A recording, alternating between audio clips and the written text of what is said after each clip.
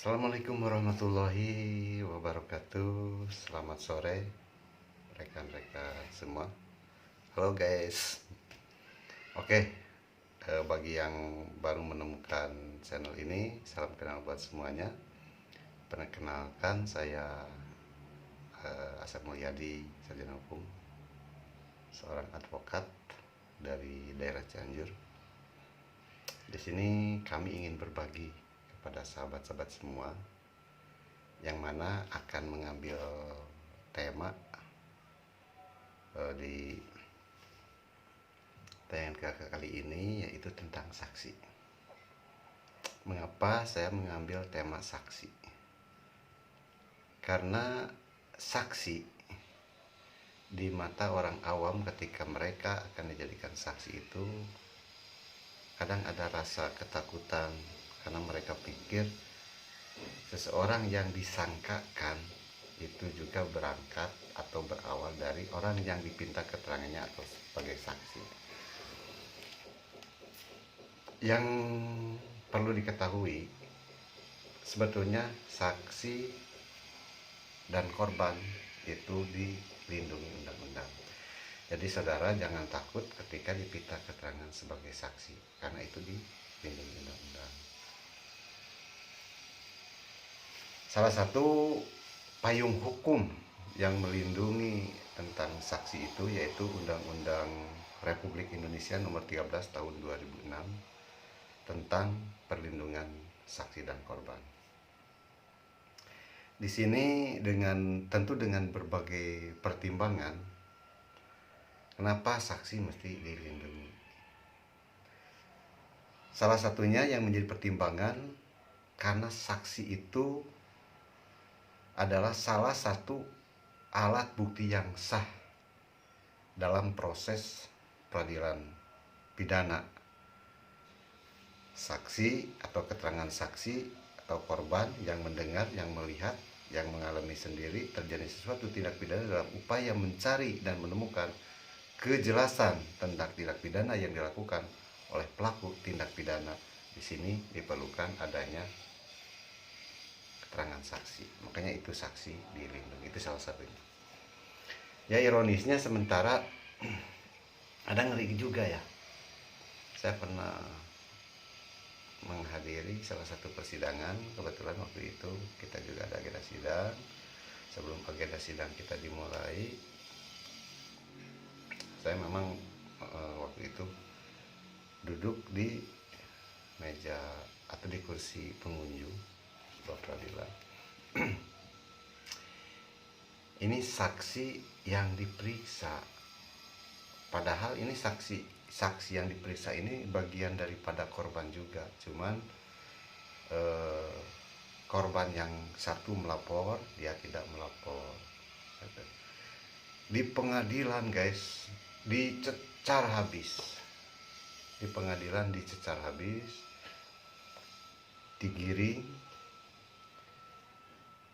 dijebak dengan pertanyaan-pertanyaan yang menjebak.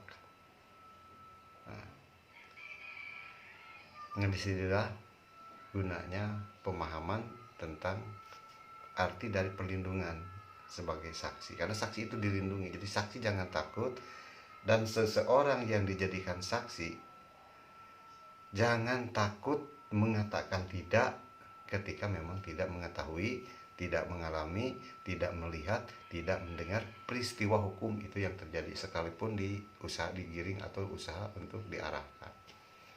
Jadi maksudnya keterangan yang harus diberikan oleh saksi ketika diminta keterangan di peradilan, ketika menjawab baik itu pertanyaan-pertanyaan dari penasihat hukum terdakwa, pertanyaan dari jaksa penuntut umum, pertanyaan dari majelis hakim, jawabannya harus sesuai dengan apa yang dilihat, apa yang didengar, apa yang dialaminya secara langsung.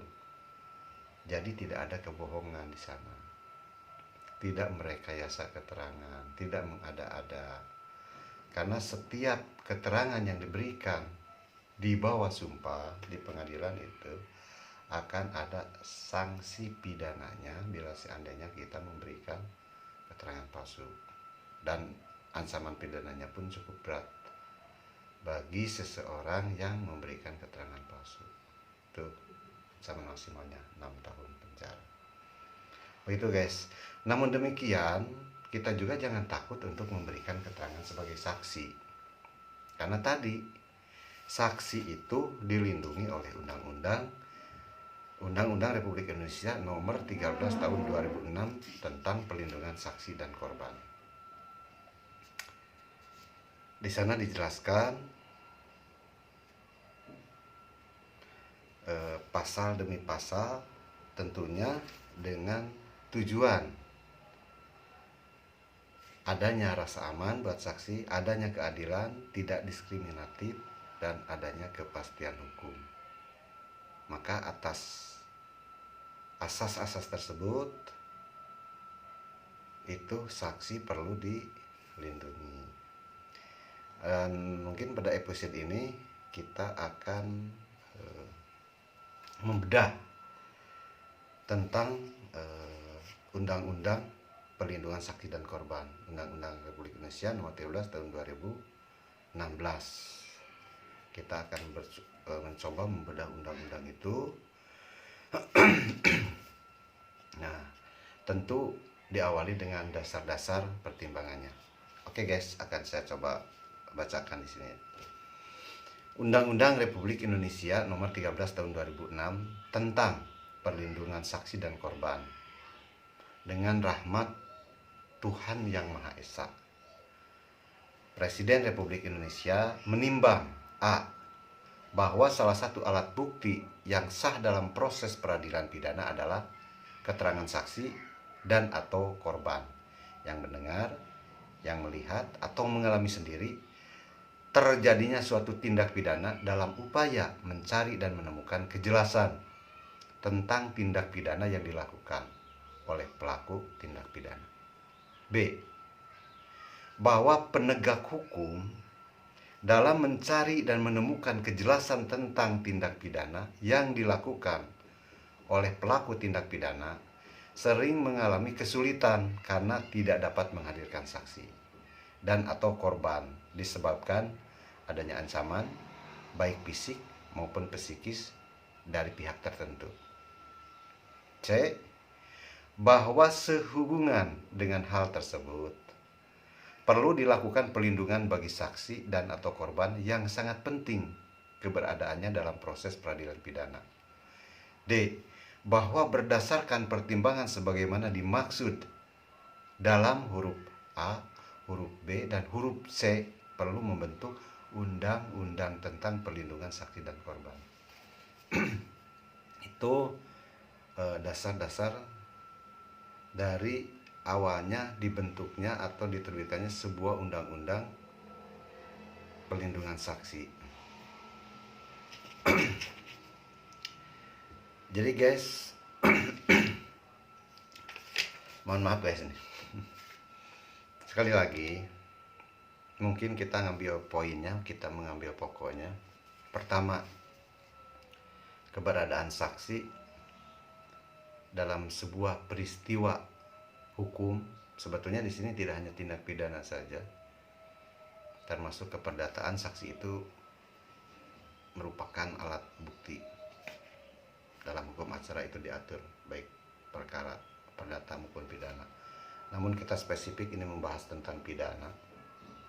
Keberadaan saksi, keterangan saksi itu sangat penting untuk mencari kebenaran tentang peristiwa hukum yang telah terjadi. Nah, di sini ketika ada saksi, kadang-kadang saksi nih. Saksi kebetulan kita juga berasal dari daerah, guys. Ketika melihat, mendengar langsung pun sebuah peristiwa, karena tadi adanya ketakutan, takut karena banyak omongan, nanti setelah jadi dipindah keterangan jadi saksi, orang bisa ditetapkan jadi tersangka, itu mereka takut sekali. Dan atau ada ancaman dari pihak yang diduga melakukan tindak pidana tersebut, diintimidasi, diancam, ditekan.